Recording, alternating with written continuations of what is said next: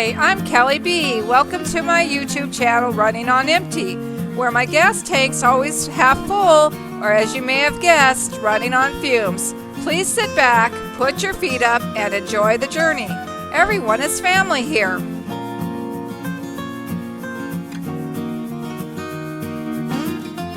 Please subscribe, like, and share.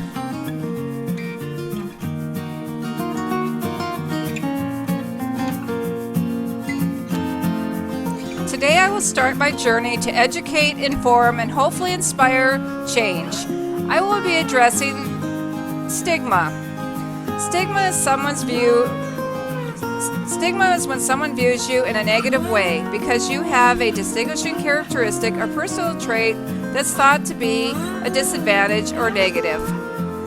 Stigma touches many groups of people.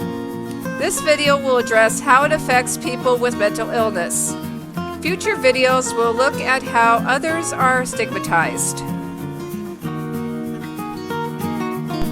There is a very thin line between hope and despair. One person can make a difference for someone who is struggling with mental illness. They can show compassion and lead a person toward hope, or they can push a person toward despair by being judgmental. According to the Mental Health Foundation, people with mental illnesses have two major challenges that they face. The first one is the mental illness symptoms or the disability that they're identified with. Or the second, and maybe the hardest one to deal with, is the challenge of stereotypes and prejudice that result from misconceptions about the mental illness that they struggle with.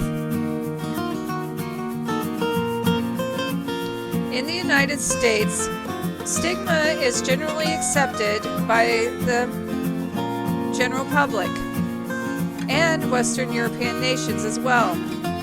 Stigmatizing attitudes are not only limited to uninformed people in the general public, but also well-trained professionals subscribe to these stereotypes about mental illness. And if you happen to be one of the professionals that does this, shame on you. The themes in media describe misconceptions about mental illnesses that help create these stigmas. First of all, the media analysis of film and print identified three areas that contributes to stigma. Number one, people with mental illnesses are homicidal maniacs who need to be feared. Number two, have childlike perceptions of the world and need to be taken care of. And three, that they are responsible for their mental illness because they have weak character. The public tends to not approve of people with severe psychiatric disabilities more than people with physical illnesses. Please think about that for a moment. What they're saying is that it's a bad thing to have mental illness, but we'll accept people that have physical illnesses. They link mental illnesses to things like drug addiction, prostitution, and criminality. They are perceived by the public as being in control of their disability. They're responsible for causing their issues, sometimes believing that help is not deserved. As a result, sometimes help is withheld from these people, or they receive coercive treatment, segregated from different institutions, and also avoided.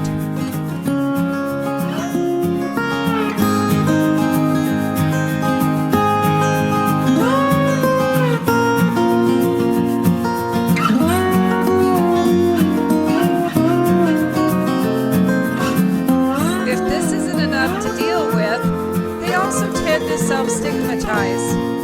This is the most damaging effect of all because it creates a feeling that you'll never succeed at certain challenges or that you can't improve your situation. The question is, am I enough? Stigma causes people to feel ashamed for something that is out of their control. It prevents prevents people from seeking help. Most people with mental illness have at some point been blamed for their condition. They've been called names or been told it's just a phase they're going through. They feel like they control it if they tried harder. And most of the time, they've experienced being discriminated against illegally. As a result, they are robbed of the opportunities that define a quality of life, such as good jobs, safe housing, satisfactory health care, and intermingling with diverse groups of people. They tend to isolate themselves, and their families isolate as well, making them even lonelier. As a result, they are reluctant to seek help or treatment. There's a very big lack of understanding by family, friends, coworkers, and others. They have fewer opportunities for work, school, or social activities, and trouble finding housing.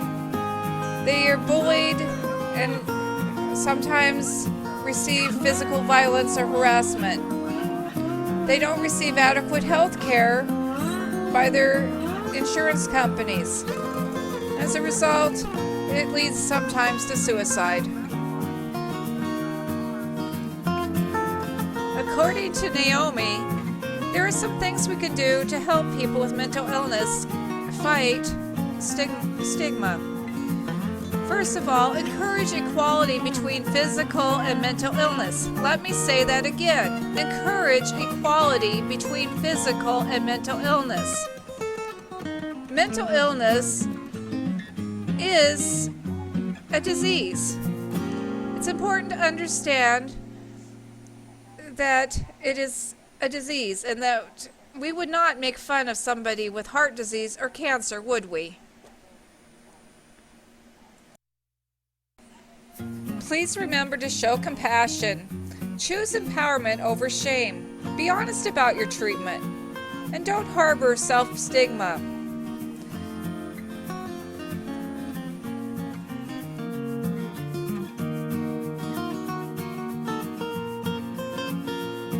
According to the Mayo Clinic, there are some steps that will help cope with stigma. Number 1, get treatment. Number 2, don't let stigma create self-doubt and shame. Number 3, don't isolate yourself from others. 4, don't equate yourself with your illness. 5, join a support group. 6, get help from school.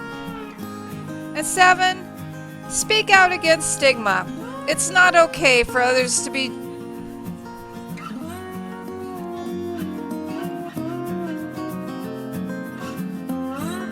Just remember, it's always darkest before the dawn. Don't let's lose sight of tomorrow. Please don't ever give up. You never know what tomorrow will bring. Keep faith. Well, it's time for me to say goodbye. Thank you very much for watching my video today, and I look forward to sharing more with you in the future. Please subscribe, like, and share. Have a great day.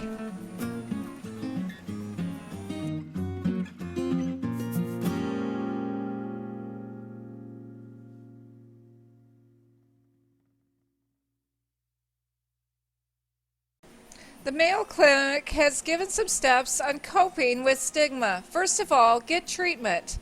Don't let stigma create self-doubt and shame. 3, don't isolate yourself from others.